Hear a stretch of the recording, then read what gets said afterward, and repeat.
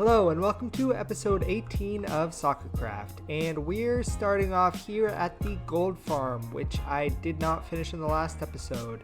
And as you could see in those opening clips, I did a lot of spawn proofing down below the nether, and I changed up the tube that the zombie pigmen fall down. And now that I've done all that spawn proofing, the gold farm is running pretty well. I've already got a bunch of gold in my inventory and the pigmen just don't stop coming.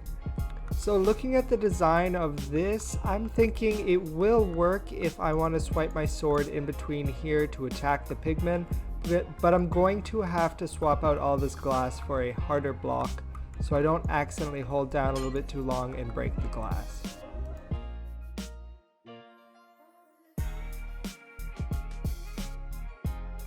And a little bit of blackstone and basalt makes all the difference. That looks a lot better, and it's going to be a lot easier to attack the pigmen through here. And now you might be wondering, how are you going to attack them if they die on impact? Well, if you get honey blocks and make that the block that the pigmen are landing on,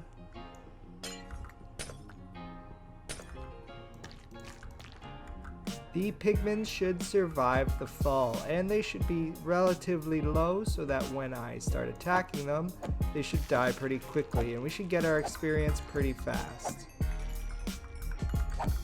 Let's get mob sounds on, but real low.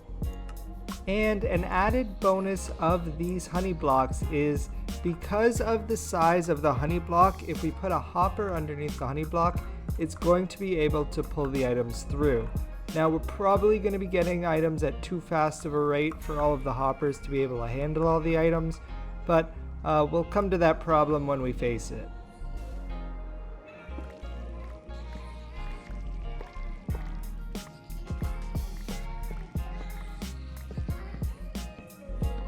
And as you can see, the hoppers are collecting the drops. The only thing I'm going to need to do next is think about putting this through an automatic item storage system to sort out the gold from the rotten flesh and the zombified piglins' heads. And the farm definitely is running as my most efficient experience farm. It should only take a few minutes per pickaxe to heal them up. And I added these trapdoors as a safety measure, because if you're standing here behind the trapdoor, the zombified pigmen can't get you when you're up as close as possible, but you're still able to hit them.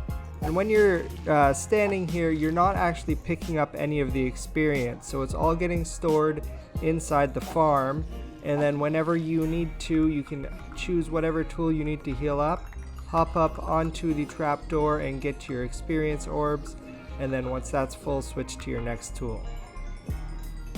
Just be sure to not leave any experience orbs in the farm when you leave, because leaving experience orbs in your world can create a lot of lag, and you don't want that. Now let's get started looking at the storage system. One flaw that I have right now is because these walls aren't a full block, there are items getting stuck on top of these glass blocks here, so I'm just going to swap those out for some more honey blocks.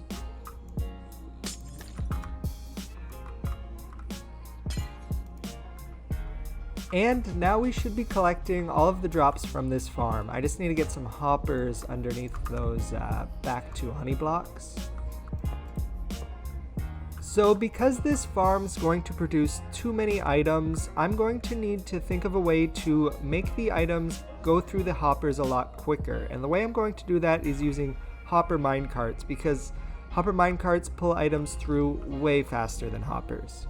So now down below the farm, I have set up a bunch of hopper minecarts. I put an end rod in the middle to push the hopper minecarts against. I just kind of crouched and shoved them into position after placing them down here. I'll show you how I placed one. So I just put the rail down on top of here. We got the minecart down. Then I came right to the corner, hopped up. Oh, that did not. Ooh, you're supposed to remove the rail first.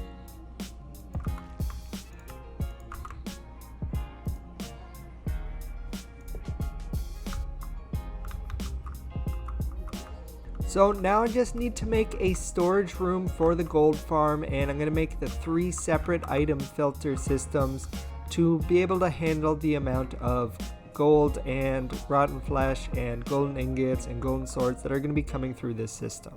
So I went ahead and laid out where the chests are going to go in this storage room, and now we just need to put in the item filters. And I just recorded a whole sequence that got deleted of me building up these hopper lines, but I built up the hopper lines. I changed the direction of the top hopper to head this way and then down and across, and this blank spot is where we're going to put the item filters, and the middle one comes across here and down and across, and the one on the end comes across, over, and down. And now we're going to build up the typical Impulse SV item sorter. I'm going to give you a quick tutorial. It's pretty simple, everyone kind of uses it, and it's a really great thing to have in your Minecraft redstone arsenal. So here we have the hopper line that's going to be feeding our item filters, and these are the hoppers that are going into the chests. And now we want to get onto the other side of these hoppers, so I'm just going to elytra hop over, and we want to place our first building blocks right behind these hoppers. And then you want to build out this shape. So this is the shape of the Impulse SV item sorter. On this spot here, you're going to have a comparator, and then it's going to be redstone dust across all of these spots. And across the front here, we're going to have redstone torches, and those are going to be powering this block and locking those hoppers. And in this little hole here, there's going to be a bunch of repeaters. Now let's build one of these up together. So we come here, we place our comparators here, and down here we place our torches, and in here we place our repeaters. At this point, on these next 3 gold blocks, we just need to place redstone dust. And finally, we come to the front and we shift click onto the front of the comparator so that the hopper is facing in the direction of the comparator. I have my resource pack on that shows me the direction that the hopper is facing, but you can tell by looking at which direction the spout is going. So we want to click onto the comparator and not the hopper. If you click onto the hopper, it'll be facing down like that. We want it to be going straight. And that is the whole item sorter. You can see the comparators lighting up because these hoppers already had items in them from all of the zombie pigmen just dying from entity cramming in there. And we're about to lose feather falling, and there we go. So now whenever any items come through, they're going to start filling up here, and I need to set up some item filters so I can choose which items go into which chests.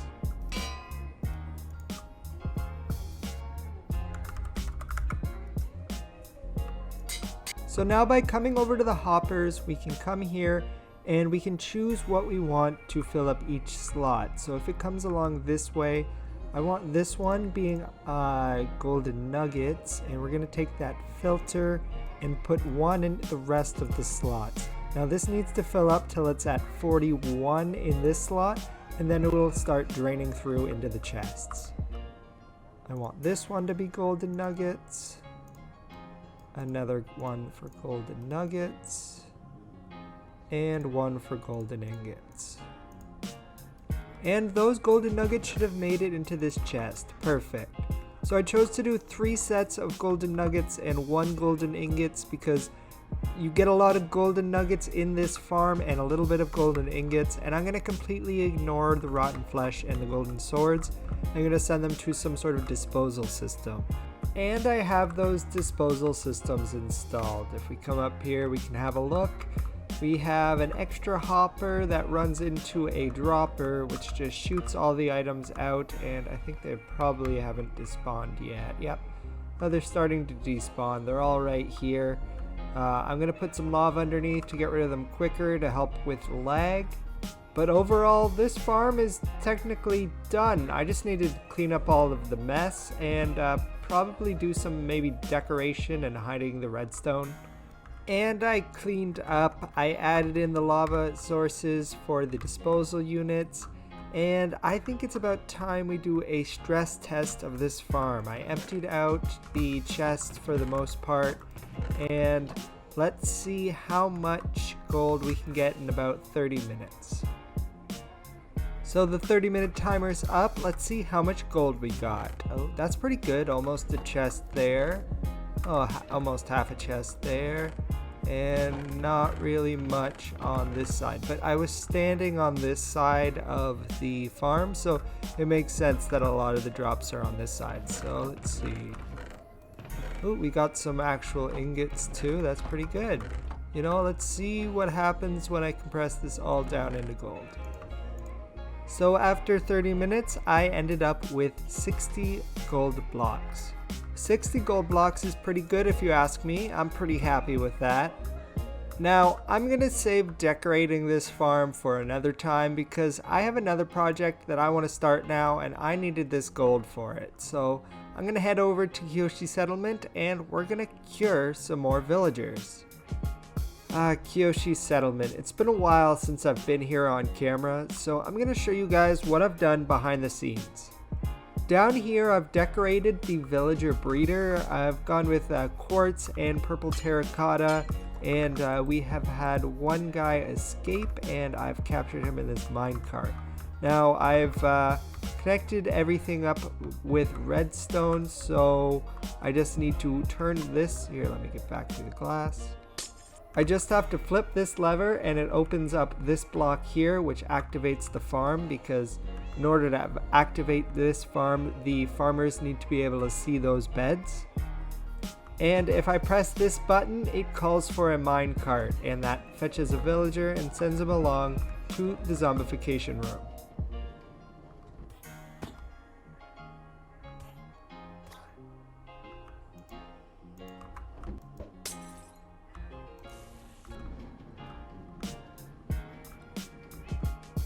While I wait for this villager to cure, I'll show you around. I have my farmer villagers up here and all of my librarian villagers here. I only have 10 librarian villagers so far, and I plan on getting a bunch more today.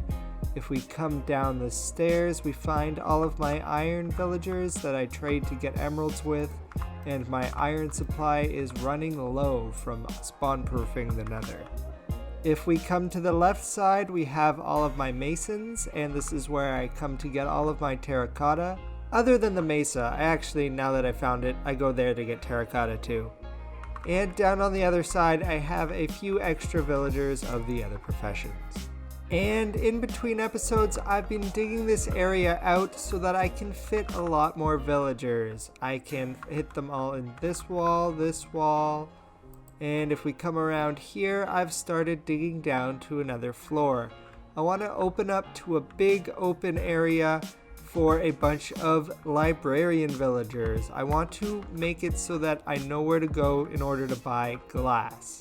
I'm working on my nether hub right now, and I need a ton of glass to put over everything to spawn proof it. And it doesn't hurt to have access to a ton of enchanted books as well. I also need to find a spot to put some cleric villagers down here, because now that we have a gold farm, we're able to trade away all of our gold. Well, not all the gold, but we need to find a spot for the clerics. Maybe here could be a good spot? Let's go check on our zombie villager friend. Oh, he's cured. That's good.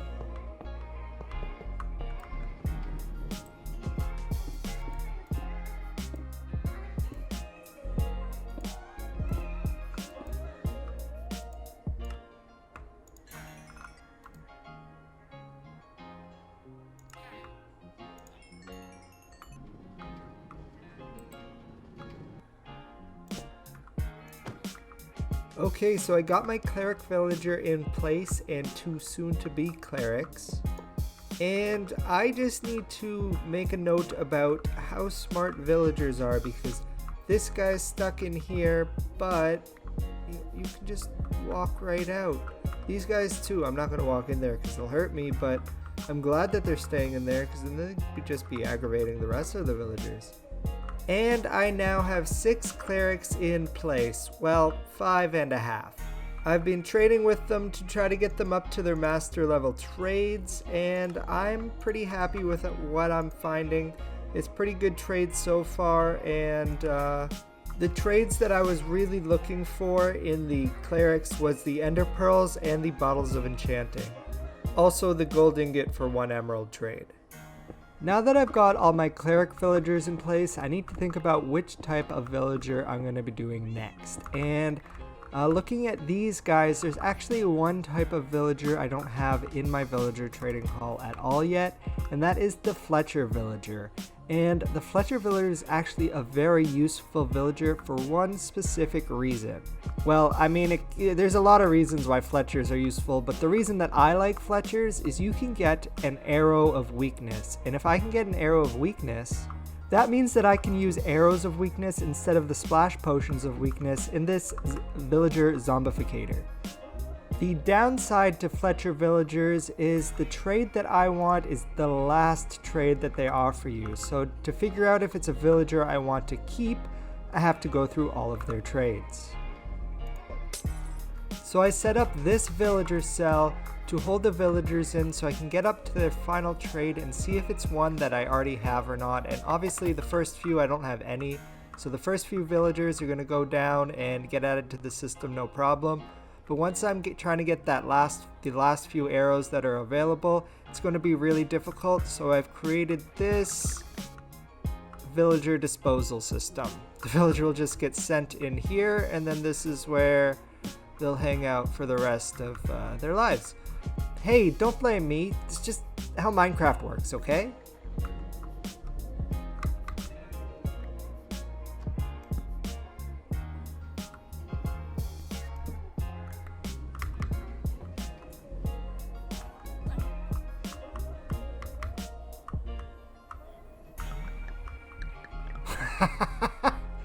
I wasn't expecting that. I guess I made a big enough hole down there for him to, I guess, not land on the cactus. And I have been doing this for hours, and I've gotten all different types of arrows, but I still haven't got the arrow of weakness. I think I need to take a break from Fletchers because there has been so many Fletchers being sent to the disposal system. And while I was working on the Fletchers, I found some time in between villagers being bred, and I dug out a room to put the librarians in.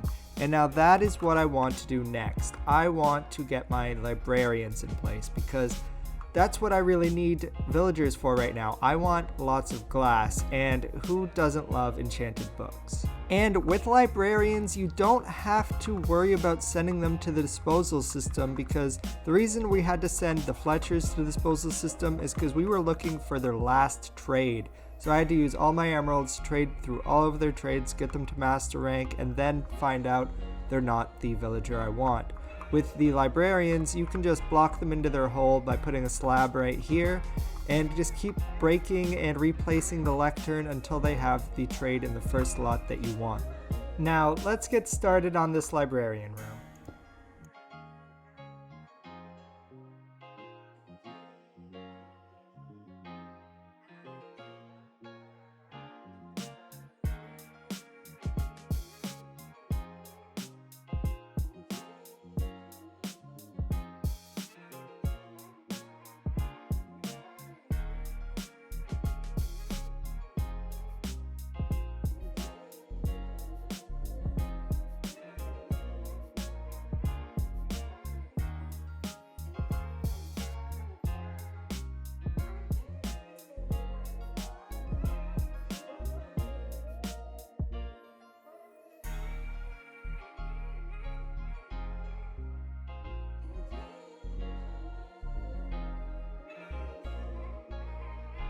And the librarian room is now done.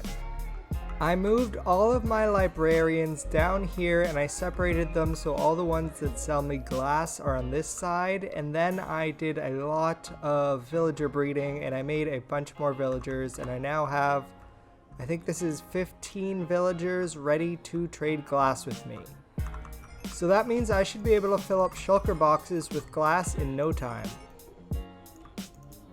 And what do you guys think of this room design? Here, actually, let me put shaders on.